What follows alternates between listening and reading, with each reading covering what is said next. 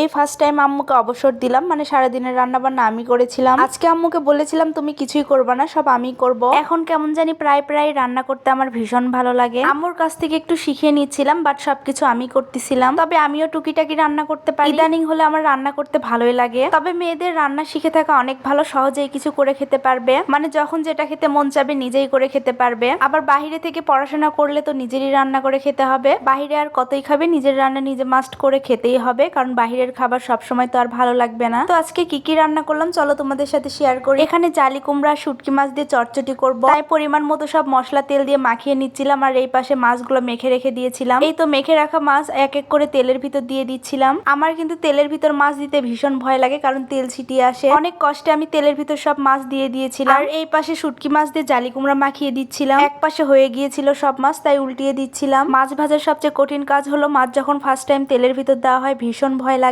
এই পাশে মাছ উল্টানো শেষ করে তরকারিগুলো তুলিয়ে দিচ্ছিলাম। একসাথে দুইটা চুলায় দুইটা তরকারি হয়ে যাবে। এগুলো মাছ দিয়ে কিন্তু ঝোল রান্না করব। তবে ঝোলের ভিতর মাছ ভেজে দিলে কিন্তু ভীষণ মজা লাগে। যে পাত্রে ঝোল রান্না করব ওই পাত্রে পরিমাণ মতো তেল নিয়ে তেলের ভিতর পেঁয়াজগুলো ছেড়ে দিচ্ছিলাম। আমার মনে হলো তেল একটু কম হয়েছে, তাই আরেকটু দিয়ে দিয়েছিলাম। আর এই তো দেখেন এই পাশে চুলায় চটচটি হয়ে যাচ্ছিল। আর কে কি বলেন এই সবজিকে আমি জানি না, আমরা কুমড়া কিংবা জালি কুমড়া এগুলাই বলি। পেঁয়াজ ব্রাউন কালার হয়ে যাওয়ার পর এর ভিতর আমি মশলা দিয়ে দিচ্ছিলাম সবগুলো। আস্তে আস্তে সব মশলা দিয়ে নেড়ে দিচ্ছিলাম। পরিমাণ মতো কিন্তু একটু পানিও দিয়ে দিয়েছিলাম। এই মাছের ঝোল রান্না করব তিনটা সবজি দিয়ে, টমেটো, বেগুন আর আলু দিয়ে। মশলাগুলো সুন্দর মতো কষিয়ে নেওয়ার পর আলু আর বেগুন দিয়ে দিব ফার্স্ট টাইম। তার কিছুক্ষণ পর টমেটো দিয়ে দিব, কারণ একবারে দিয়ে দিলে নরম হয়ে যাবে। সবজিগুলো দেওয়ার পর প্রায় 6 থেকে 7 মিনিট ভালো করে কষিয়ে নিতে হবে, কারণ মশলার যাতে এক্সট্রা স্মেল না পাওয়া যায়। সবজিগুলো ভালোভাবে নাড়িয়ে দিচ্ছিলাম। অনেকেই অনেকভাবে রান্না করতে পছন্দ করে, বাট আমি এইভাবেই রান্না করতে পছন্দ করি। তবে রান্নাটা কিন্তু ভীষণ মজা হয়েছিল। আমি কিছুক্ষণের জন্য সবজিগুলো ঢাকনা দিয়ে ঢেকে দিয়েছিলাম, আবার ঢাকনা তুলে নেড়েও দিচ্ছিলাম। দেখতে কত ইয়াম্মি লাগতেছিল তাই না? এরপর ধুয়ে রাখা টমেটো গুলো সবগুলো দিয়ে দিয়েছিলাম। আপনারা চেষ্টা করবেন যে টমেটো পরে দেওয়ার জন্য, কারণ একবারে গলে যায়। ওইদিকে জালি কুমড়া হয়ে যাওয়ার পর আমি তো ভাতও তুলে দিয়েছিলাম, কারণ ওই তো ফার্স্ট টাইমে বলেছিলাম আজকে সারাদিনের দায়িত্ব আমি নিয়েছিলাম। আর এই পাশে ঝোলের ভিতর পরিমাণ মতো পানি দিয়ে দিয়েছিলাম কষানোর পর। একবার বলক ওঠার পরে এর ভিতর মাছও দিয়ে দিয়েছিলাম। প্রায় 6 থেকে 7 মিনিট জ্বালাতে হবে, মানে ঝোল একটু কমিয়ে আসবে, তখনই কিন্তু তরকারি বুঝবেন যে হয়ে গিয়েছে। তবে আমি কিন্তু প্রফেশনাল রাঁধুনি না। এইদিকে আমি খাওয়ার জন্য তো দুইটা মাছ ভাজাও রেখে দিয়েছিলাম, আর এইদিকে ভাতও হয়ে গিয়েছে। দুইটা তরকারি হয়ে গিয়েছে, ভাতও কিন্তু হয়ে গিয়েছিল। এই তো দেখেন তরকারি কত সুন্দর লুক। তবে শুটকি মাছ দিয়ে জালি কুমড়া চটচটিটা কিন্তু ভীষণ মজা হয়েছিল।